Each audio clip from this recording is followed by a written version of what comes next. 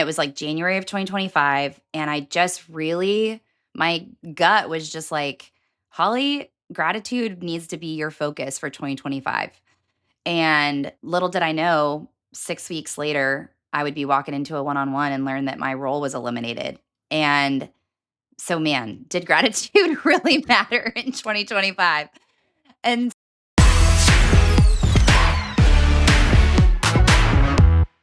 well, hey, everybody. Welcome to this week's episode of the Leading Smart podcast. I'm Holly Tate, joined here by Tim Stevens. Leading in real time is what we're talking about here on season 3, and we are at home. This is Both the of us first are at home. episode in a while where we've both been home, Yeah, like it's maybe in a really month. weird. Yeah, At least. Yeah, it's been a long while. yeah. So, well, you just got home last night or this morning? I got home about 2 hours ago. So, Okay. yeah. Welcome home. Thank you. And I've been home all week. I got home on, I don't know. When did I get home? Wait, today's Thursday. I've been honestly, I don't even remember. I think I've been here for a while. Let's see. I was in California last week. Yeah, I've been home a whole week. That's crazy. Wow, Yeah. that's crazy. 'Cause I literally you've had a had to lot leave. of trips Okay. recently. Yes, which has been so much fun. We're just home together, which is great. Quick shout out to some people might not know this, but I have a podcast for moms. It's called Get Mom Ready.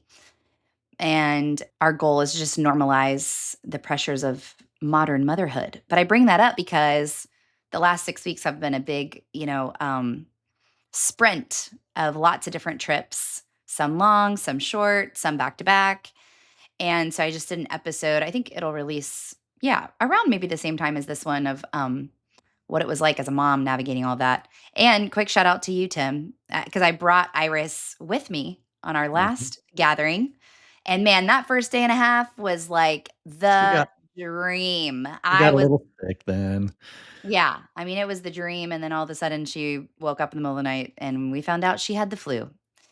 But yeah, it's been a journey and it's been really cool to learn different, try different things and learn along the way and be able to travel and do work that's so life-giving. I don't take that for granted. I've told you this many times, it's just I think the most thankless and underpaid job on the planet is a working mom. I agree There's with you. so much there. When I was with the church I did a, staff retreat with recently, and we were all sitting around at night one night, and you know how people just throw out these, like, random questions, like, "If you had all the money in the world, what would that kind of thing. So one of the Mhm. questions was, if you could make one wrong right, what wrong in the world would you make right if you had the power to, like, alleviate it completely? Um, and of course, I couldn't think of just one, so I named 2. But one of them was, like, balancing the pay to actual value, so Mhm. teachers and first responders and working moms, like, would be at the top of the pay scale, and social media influencers or rock stars or, whatever, others that are right now at the top of the pay scale would be that would just get shifted around to That's actual such a value. good one. That's such a good one. Yeah, we were watching Elliot and I were watching Good Morning America the other day, and it was talking about I don't even know, that football player that got fired for $99 million, like, literally was given $99 million to be fired and then Yeah, is signing a contract for 1 year at whatever the new team is and is who knows how much millions of dollars. yeah, That's ridiculous. yeah, to throw a ball around a field. Yeah, yeah. So, I like that one, Tim. That's a good one. Yeah. Alright. Oh, also, you're very tan. How was Mexico? Oh, thank you. Mexico was great. Yeah, Faith and I got away for a week and did very little of anything except lay on the beach, talk, read books, that kind of thing. So, It's yeah, got awesome. off the plane from that Sunday night at 10 or got home at 10 o'clock and left at 4 the next morning, to hit the road again. So, And you guys but also ran into some random people too that you we knew. did. That's We so did. crazy. We ran into some good friends. We knew about 2 weeks ahead of time that we've randomly found out that our paths were gonna cross, and we were, like, hotels next to each other, so we made time to hang out. And then Kenny Jang, popped up, like, we were sitting across the pool from each other for, like, 2 days straight before, like, he recognized me, and then he came over and we talked for a bit. So that was It's pretty so cool as well. funny. That's awesome. I love it. And I So wanna give Holly Oh, yeah, go oh, go ahead. ahead. No, Well, I also wanted to say I've had some really fun conversations this week where the podcast has been brought up. oh, So I just cool. want to give a shout out to Bobby Sean in the Panhandle of Florida, who said she has watched hours of us on YouTube, Wow. which blew me away that somebody besides just our moms listen to this, you know? Well, honestly, our moms probably don't even listen to this, Tim. So My mom does. she does. That's She had me awesome. set it up so that she could easily find it on YouTube, so she watches. That is awesome. She's I a don't subscriber. Oh, so good. I don't think my mom does. My dad probably does. He's a huge podcast listener. But Bobby Sean listens. Well, she Love it. watches on YouTube. So, yeah. That's awesome. So today, typically, like, you're, like, popping up the topic, and then we were having a conversation around it. Yeah. Today, right before we got online, I got popped up in my email this brilliant thing, and I saw the title before I saw who it was from, and the title said 12 lessons I've learned in the past 12 months, and then I saw, "Wait, this is from Holly Tate? Oh my word." From the Ready Network, and then right as you and I were connecting online, I saw the first one, number 1 was working with people you love and trust far outweighs the work you're doing, and I thought, "Oh, she wrote about me." It all became about me at that moment. Exactly. No, Um, and that's so true. It is about you. Yes. but I thought it'd be fun to just ask you about this list, Mhm. because I breezed it. I haven't even read all of it yet, but, breezed it, and I thought this would be a great conversation. Talk about leading in real time. This, like, hit my email box, like, 12 minutes ago. So, give me first, like, just the, impetus, like, why did you come up with this list? And Yeah. Well, April 1st is April Fool's Day, and also my first anniversary of, I'm saying, like, relaunch the Ready Network because it's been there for 5 years, but it's kind of like the real launch of the Ready Network, which is my company. And that's a big deal. And I'm really exhausted a lot of times by reflective work. I yeah, feel like it slows me down, but I know that it's really important to do. And so this was kind of my way of taking some time to stop and reflect, go and inspired by your 40 lessons in 40 years, 12 lessons in 12 months, you know. Um, I just think when you can kind of tie things to numbers, it's just a great way to just turn on your brain in a more, activate your brain in a way that's a little more fun than just sitting there and going, "What have I learned in the past 12 months?" So that yeah. was the impetus for it. Love it, love it. So we'll hit maybe all of these, but at least some of these in Yeah. the time that we have. So, is the first one because it's the biggest or most important, or are these in any order? They're not in any order, actually. That's a good point. No, they were just Okay. kind of like as they came to me. Yeah. Okay. Well, I couldn't agree more with the first one, which is working with people you love and trust far outweighs the work you're doing. Mhm. And I think you and I have both experienced this in our past. It also far outweighs the money you could make, where you could make more money somewhere else doing it with people that you love and trust. Far outweighs that for sure. But, like, yeah, that's been especially become aware for you in this last year. Yeah.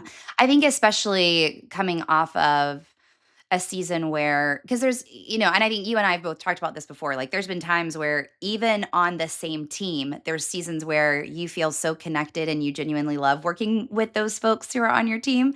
And then there's other seasons on that same team where you're like, I don't like you guys right now. Right. And I've had that experience, both of those experiences at both of the different organizations I've been at, which so many of us have, And so, anyway, coming off of a season where it was hard to be able to come into a season where it's unique because folks are clients, but like me and you are a team, yet we have a client relationship, and it's just so special to be able to feel like we get to choose, who we spend our time with and get to kind of protect our energy and our calendar and all of those things. And if I'm going to spend time with folks, I really want it to be people who I value and respect and feel like I can help and add value to me just as much as I add value to them. And so grateful that I'm in a season where I get to do that. Yeah, I've always thought, and said at times, like, I wanna, work with people that I wanna hang out with. And doesn't necessarily mean that you do hang out. You got other friends and networks, and I think especially in the church, that's important to have other networks of friends. But it's like at the end of the day, it's like I like these are the people that I want to do life with, and Yeah. that always makes it. And the same thing. I've been on teams where those seasons have changed, and it's like wow. And sometimes it's a few people switch out, and that makes the difference. But sometimes it can be just a season. Yeah. Um, okay, I'm gonna hop around on these, Oh, so we're not gonna okay. go in order. I'm gonna throw you off here. Love All right, so number 6 is the mindset of gratitude is a superpower. So talk about that. So I literally have never chosen a word for a year until 2025. And it was like January of 2025. And I just really, my gut was just like, Holly, gratitude needs to be your focus for 2025. And little did I know, 6 weeks later, I would be walking into a one on one and learn that my role was eliminated. And so, man, did gratitude really matter in 2025? And so I am so grateful that I felt like the Lord was just bringing that to mind all the way back at the beginning because it really paved the way for the year of a season of uncertainty, a season of finding ways to be brave when I didn't feel like it, trying to activate creativity in ways that I felt like I hadn't had in a long time. And so just really centering back on gratitude in a season of uncertainty and change, I really think is what allowed me to take 2025 in stride and not freak out and not have a um not have a perspective of scarcity, but instead of just grateful. Like literally every little thing. It was like, taking a walk and being grateful for like these tiny little flowers all the way to getting to work with a client that just couldn't believe, I mean, just and Mhm. everything in between. So, Yeah. yeah. Well, that season, I'm guessing, drove this next one, which is doing things scared is the best way to learn. Was that a Yes. part of that season as well? Yes. So we all, well, and I also grew up in a context where, especially because since we have a lot of church leaders who are listening, the theology I grew up in was like, stop and wait until you hear what God is calling you to, and you don't want to be outside of God's will. And it wasn't until I read Mark Batterson's book my freshman year of college, In a Pit with a Lion on a Snowy Day, when I was like, wait, what? Like, because his whole challenge in that book is the God of the universe has gone before us. Like, Christians should be the biggest risk takers because we have nothing to lose. And that was the first time when I was 18 or 19. And so but it's been a muscle that I constantly have to work to do things scared because I want to be excellent and I want to do the right thing and I want to know that I don't want to waste time and or money and so just going, you know what does it look like? I don't have all the data. I don't have all the answers. I've got an idea. I've got something in my gut. What does it look like to just take that first step and do it scared and do it anyways? So there were several times doing that over the last 12 months. And guess what? It always works out. And even if it didn't work out the way that I thought, I learned something from it. Yeah. Yeah. And it was fun walking with you in that season and just kinda watching that, like, watching you be super brave and jump into things like and it's like, "Okay, I don't know if we still gotta pay bills and all that stuff, Mhm. but, like, we're just gonna jump in and see if this works." And, that's Yeah. been cool to watch. Thanks. Okay, this might go back to our conversation about baby Iris, who's really not a baby anymore, but and I just lost it. Here it is. Number 2 is, like, managing energy is just as important as managing time. Talk about that, like, in relation to before you were a mom and, like, now, and, has that shifted? Yes, capital YES. So yes, I think so for me, I am and I'm so curious if you feel the same way, Tim, because you're way more like logical and like data oriented than I am. um, but I will if there is a project or a thing that drains my energy, I will procrastinate on it and then I beat myself up for procrastinating on it. And so for me to be able to, again, like find folks that can be around me, like you and Anna, who we both get to work with, and being able to say yes to the things that I know will give me energy and projects that I love to do rather than things that drain me. But it's like, well, but that would be a really great contract to have because it would help me pay the bills. But then I am exhausted because 2 hours on that versus 2 hours of something that gives me energy and I love, I could go for days and days and days. And so the way that I've been thinking about it from a work perspective is, would I say yes to this if I wasn't getting paid? Like, would it be fun for me to do if money wasn't even on the table? And if the answer is no, I should probably not do it. Um, and then from, having a kid, like, to where, when, like, I really do try to, definitely by 5, usually by 4:30 every day to, like, close the computer. And there are times where I come back to it because I want to. Like, sometimes my creativity comes alive at, 10 o'clock at night, and um I know that and can anticipate that, which enables me to go, okay, I'm gonna go be present with Iris now, even if it's a little earlier in the afternoon, because I'm not a slave to a 9 to 5 desk like I have been in the past. And Mm. so I just love the freedom to be able to manage my energy and my time, but knowing myself and being able to have full control over how I want to deposit my energy into different things. Yeah, and where where I, experience the same thing, I'm Enneagram 5, and so, like, I'm always super aware of, like, my energy level. And even when I'm looking at my calendar, I can predict ahead of time when I'm gonna be out of energy. And so, like, for me, managing energy is actually calendar blocking, and knowing, I'm gonna need space for that. It's not necessarily just like it's not like I look and it's like, "Oh, that day's full. I'm not gonna have any energy," because that day could be full, but it could be full on an airplane or in a hotel. And I actually don't lose energy when I'm on an airplane because I'm by myself, and in my own little world, my own little head. I'm rebuilding my energy that way.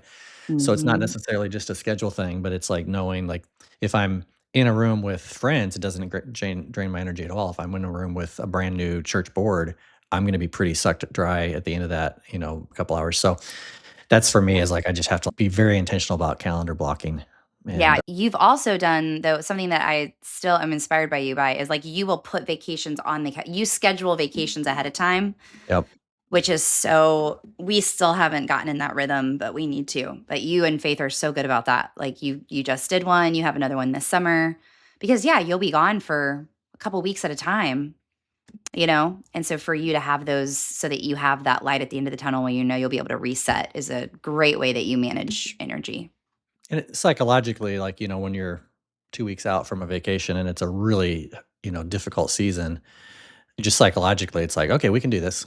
I can make this Mhm. for 2 more weeks. Like I can kind of, churn my way through it. So managing energy is a thing. Okay, so number 10 on, and we're talking just as a refresher of Holly's 12 lessons she's learned in the past 12 months. So number 10 is the most effective leaders are always getting ready for the next phase of growth. Mhm. Tell me about that. Yeah. I mean, I'm just thinking a lot about, I've gotten to help a lot of organizations in the past 12 months. And what doesn't work is when the leader feels like that they have arrived and that they know all and that they're perfect and they know the right way. And the problem is everyone else. When a leader comes to me with that attitude, I'm pretty quickly going, okay, maybe the growth problem is actually because this leader is no longer committed to growth. And so yeah, I just think we all have to, there's a great John Maxwell quote, everything rises and falls on leadership, and it's so true because our floor will be our team's ceiling of growth. And so the minute that we feel like, you know, okay, I've got this, I'm good, I'm going to go, downshift, that is the moment where we will start to see mission fade, vision drift, and however we're measuring growth, whether it's numbers or it's health, it's going to plateau or dip. And so always committed, and not in a, I don't want people to, I'm not talking about hustle culture here. That's not what I'm saying, but committed to personal growth, which ultimately will impact organizational growth, and leaders who are just constantly learning and growing. We see the ripple effects of that into their organizations. Yeah. Craig Rochelle says a lot, the when the leader gets better, we all get better. Yes. And what's interesting working with a lot of churches, we find is when they get to a budget crunch, which every church ultimately will, the first thing they pull out is money for training and conferences and development. And and then they wonder why like people are lacking vision or they're lacking energy or they're feeling burned out or the church feels like it's like just a malaise. It's because we stopped pouring into ourselves or the leaders. Um, and then eventually that's gonna trickle down. It's so true. It Yeah. drives me crazy that that's one of the first things we cut. It makes no sense. Yeah, I mean, there are ways to do the staff retreat cheaper, so look for those, but don't Yeah. cancel the retreat. No. Figure out ways to save money there. Okay, we're gonna do 2 more. This one it's the last on your list, but I'm guessing, it's not the last in your brain or your heart. It's probably close to the top on my list 'cause, this is what we do all day, every day is help organizations figure this out, which is clarity creates momentum. Talk about that. Yeah. Okay, so Tim, you and I have both worked with quite a few teams over the last year where discernment is overused on at the executive level. Meaning when we're talking about Mm, working genius, so I know I can think of a team that you're working with right now where I think every person, is it every person on the executive team has discernment, or almost every person? yeah, one of their geniuses. I think almost everyone, one of their geniuses is discernment. Yeah, and same, I worked with a team last summer, 3 people on the executive team, all 3 had discernment. What happens when you have too much discernment is we think that we are getting clarity, but, "Oh, everybody has discernment, we're gonna get clarity," but what actually happens is we get stuck in discernment loops. So you and I actually both have discernment as a genius, and I know for myself, man, I can get so stuck in my own head because I just get going round and round and round and round in a Mm, discernment loop. And so what doesn't work, like we've got to fight to get past that decision line, is to use working genius language, like to go from discernment to galvanizing. And I see so many executive teams that just stall sitting right there in discernment, and the entire organization is looking at them being like, please let us, like, we want to go run but we don't know where to run to, or everybody's running but they're all running in different directions. And so I've learned for myself and then all of the teams I've gotten to work with that if we want momentum in our organizations, we've got to fight for clarity and move from that discernment to galvanization. that's so good. All right, last but not least, and you and I spent a half hour on the phone last night talking about artificial Yeah. intelligence. And you have one here that says AI will only increase the need for human connection. Yeah. So I think we're both like feeling that for sure. But tell me what's behind that. Yeah, well, you and I were both, one of our gatherings that we just had, AI came up, and I am just still surprised at the amount of shame that is around the topic of Mm, AI, especially in the church world. It's so interesting. I feel like in the business conversations I'm having, it's like very well, talked about. Yes, there's, like I work with one client who's a business they have a lot of privacy stuff because of the work that they do, which makes sense.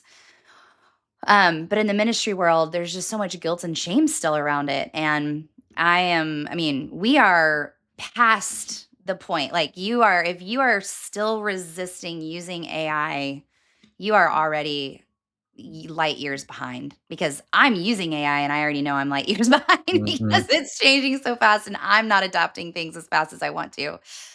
But yeah, and I've got several friends who are just still very much like, we should not be going to technology for what we should be going to humans for. But what I'm finding is, and for myself included, like I feel like I'm a super user of AI, and yet I pay to have a coach because I can have a zillion, I can go around and round and round with my thought partner with AI and leave with 10 amazing ideas.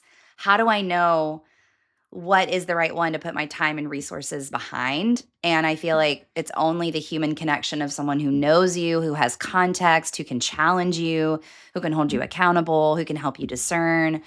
And so I just feel like AI is going to further human connection when and not hurt it. And so yeah, I'm really passionate about that That's and good. am learning along with all of us and what this whole new world looks like. And our conversation last night was specifically about how far we feel like we are behind Yep. when it comes Yeah. to tools that AI can help us with. Okay, so if they want to get this entire list and they want to receive other emails from you, how do they do that? Yeah. Well, I guess if you want this list, you can email me at holly@thereadynetwork.com and I'll forward it to you. I don't have it on my website. Maybe I should. I should probably put it as a blog or something on my website. But and then you can go to thereadynetwork.com and you can sign up for updates. I Love don't it. send very many right now. I don't send very many emails, but when I do Yeah. send them, you can get them. So you won't be blasted. You'll get the gold nuggets periodically. Right. Exactly. Okay, Perfect. are you ready for our well, thank you, Tim. That was fun. Thank you for Yeah, interviewing that was me. fun. Yeah. Are you ready for our fun segment? Always, always ready.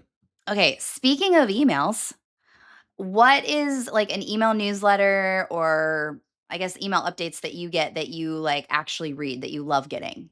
Oh, okay. That's a great question, but I'm gonna have to pull it up to get the exact name. So, um, one of them is called. Let's see if I can find it here. I think it comes once a week. It's called Charter.